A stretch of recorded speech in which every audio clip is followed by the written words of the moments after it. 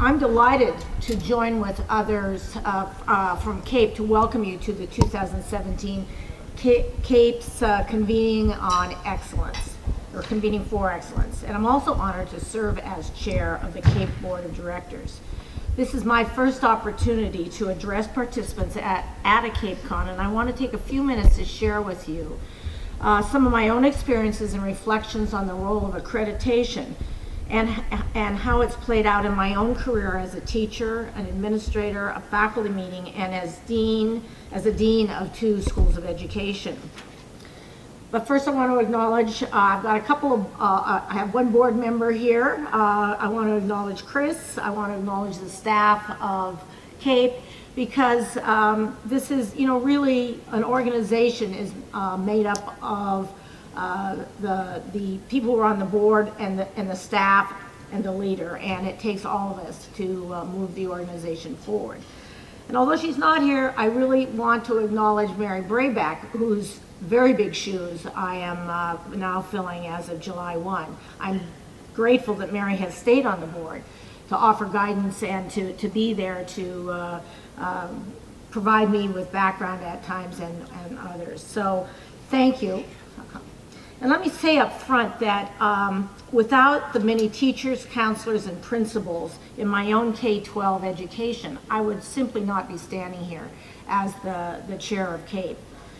My father died when I was in elementary school, and besides my mom and my church, it was my 6th grade teacher, the principal of my elementary school, my 8th grade science teacher, my middle school counselor, and 2 high school English teachers who kept me moving forward.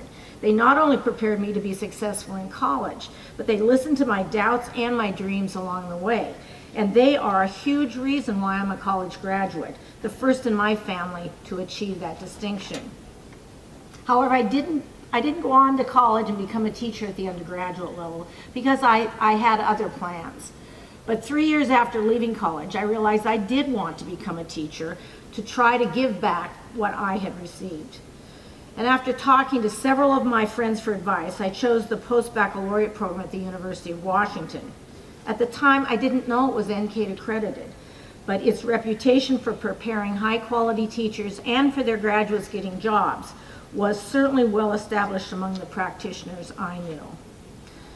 My K-12 career includes middle school teaching and administrative positions in 5 school districts in 3 states.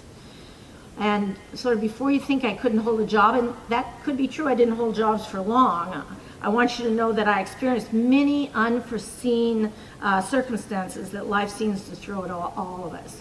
Like, I was RIF'd, reduction in force in my very first teaching position, because the district lost 20% of its state funding and laid off every first-year teacher. Like moving across country to North Carolina because my husband decided to go to graduate school at the University of North Carolina in Chapel Hill.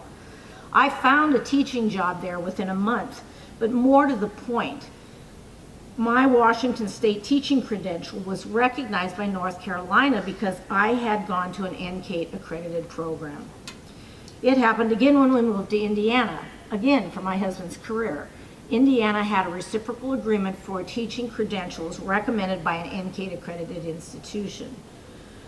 So while I personally benefited as an educator from accreditation, I have participated in all aspects of accreditation, from being part of a writing team in my very first academic position, to organizing data systems to document evidence of meeting standards. I've worked at 4 different universities in 4 different states, 2 universities that were public and 2 that were private. And accreditation has driven practice at each one of these institutions. I've also served on 2 professional standards boards in California and in Kansas, where I chaired the board there. When I lived in Chicago as a faculty member at Loyola University, I served on several visiting teams to high schools who were going through regional accreditation. So my career as an educator from the beginning has been impacted by professional standards. As a teacher, for professional standards for teachers, for schools, and for university programs that prepare educators. So I asked myself in preparing this, how does my career and multiple employment changes tie into my role as chair of CAEP's board of directors? I thought I would share a few lessons I learned directly, which I think relates to 2017 and CAEP today. So lesson 1, having unified standards and processes means that professionals are talking the same language. After observing hundreds of schools, colleges, and universities in 7 states where I've worked, I have observed how much we have in common and how often we don't realize how much common ground we have. CAEP's unified standards and processes, developed and agreed upon by professionals in the field, are rigorous and reflect quality in an educator preparation program, and they provide the common ground for sharing best practices and evidence. Having common standards allows us to share our evidence of successful learning outcomes and I think will eventually diminish the silos that have existed for too long. An excellent example of this is the latest CAEP publication on Standard for Excellence, addressing components 4.1 and 4.2. This standard is one of the most challenging for us. And in this September dated document, 3 EPPs are featured with detailed examples of what multiple measures they use to provide evidence that their program completers were having impact as novice teachers in their own classrooms. Many programs have asked for examples from successful self-studies and site visits. We now have those examples from the Accreditation Council decisions in October 2016 and April 2017. So this ability to share evidence around the common standards is an important step forward for the profession and is one of the clearest examples, I believe, of the benefits of having common standards. Lesson 2, we have moved from anecdotal examples of individual teachers making a difference. That's a big step. CAEP standards were written to reflect the spectrum of what research shows successful educators do and establishes baseline educational requirements to qualify a person to enter the K-12 education profession. In the past, we too often struggled to make the connection between research and practice for practitioners and public alike. Lesson 3, many times in the past, we just talk to ourselves. Having educators from multiple levels of practice engage in discussions of practice and standards is vital for our continuous improvement. I've seen an evolution of understanding from those of us in higher ed about having routine conversations with districts who hire our graduates, asking for input from their experience as employers. Partnerships with districts and schools that are routine and not just at the time of accreditation are now much more commonplace.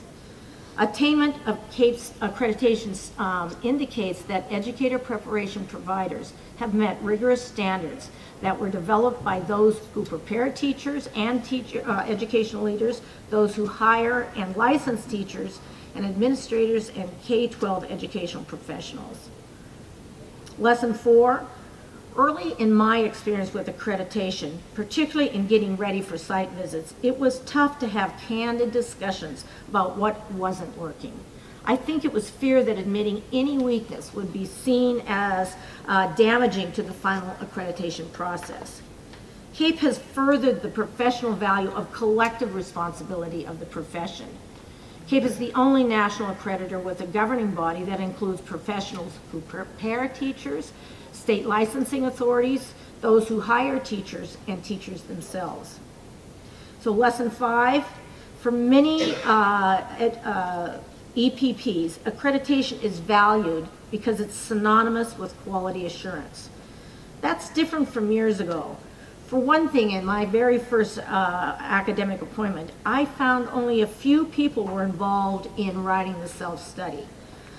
With CAEP, programs that are accredited, they communicate among themselves and externally that quality assurance of programs is valued by all members of the program. I believe this happened because we now have a single accrediting body. After years of discussion, in 2010, NCAEP and TEAC boards voted themselves out of existence and then went on to form CAEP. I think this is a really critical understanding of the birth of CAEP. It is not an accrediting body that competed with NCAEP and TEAC and eventually won the competition. The members of the CAEP and TEAC boards agreed that a new accrediting body would bring the profession together to establish the public's confidence in the preparation of new educators and ensure public accountability. 2 years later, in 2012, a CAEP commission crafted the new standards, and the CAEP board approved these standards after lengthy public input. Thus, we're really not even 5 years old as a fully functioning accrediting body. CAEP is recognized by the Council of Higher Education Accreditation, providing states and consumers with assurance of quality. And for me, one of the most important changes I now see with CAEP that was missing before is the commitment to transparency, both for accredited educational providers and for CAEP itself as an organization. I know personally that a culture of transparency is not easy to achieve, but we have moved miles down the road on this. Examples of this include CAEP has more than 750 trained volunteers and accredits nearly 900 providers nationally and internationally. So where did these 900 EPPs come from? Well, my own institution, USC Rossier School of Education, was initially accredited under NCAEP standards 4 years ago and is one of those 900. In 3 years, we will renew our accreditation using CAEP standards. 700 of the 900 current programs were accredited by CAEP and 200 were approved by TEAC. So as of May 2017, 50 educator preparation providers have been accredited through CAEP standards, and CAEP has working agreements now with, I believe, 30 states. CAEP's Accreditation Council meets twice annually to make accreditation decisions, and next month, those 50 programs will be joined by new CAEP accreditation program providers. So let me share with you just a little bit about how I've come to see accreditation as an opportunity for making impact on student learning rather than as a bureaucratic burden, a view I acknowledge having as a faculty member early on. At the Rossier School of Education, which is in the heart of Los Angeles and the second largest school district in the country, we adopted synchronous and asynchronous technologies and new strategies that have helped us scale up to prepare more teachers and thus serve more students. But needless to say, 17 years ago when I became dean at USC Rossier, I don't think I could have ever imagined so many new developments, including these technological advances that have made us more effective as a school. But it's also made my job and those of my faculty and staff so much more challenging. But we remind ourselves that the innovations we often talk about in education are not simply about the technology or tools we're using, but also about the thinking and the practices behind some of these implementations. And part of this is asking and seeking answers about some important questions. How do we know our impact? What difference is our practice making in the careers of our graduates and in the lives of the students they serve? And how are we holding ourselves accountable? Well, part of my answer was helping to form an organization called Deans for Impact. As a member of Deans for Impact, we share common cause with CAEP in being committed to improving standards and elevating the profession of teaching overall, not just within our programs. We recently created a new tool called Common Indicator System, which will allow us to share common data across our programs. Right now, we're piloting 5 measures of impact using common instruments to measure pre and post differences in this year's cohorts of new students in our pre-service program. Not only will each institution have impact measures for its own teacher education candidates, but we have committed to sharing this data across each of our programs and comparing our results. This is a standard 4 work-related project, and yet not all of the members of this pilot are CAEP.